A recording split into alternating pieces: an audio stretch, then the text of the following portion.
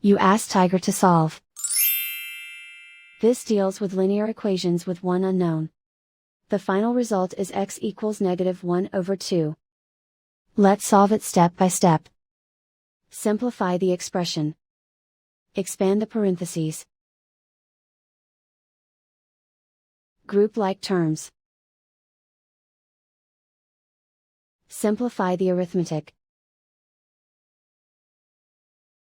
Group all constants on the right side of the equation. Subtract 2 from both sides. Simplify the arithmetic.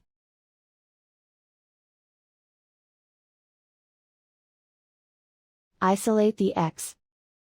Divide both sides by 4. Simplify the fraction. Find the greatest common factor of the numerator and denominator. Factor out and cancel the greatest common factor. And so the final result is x equals -1/2.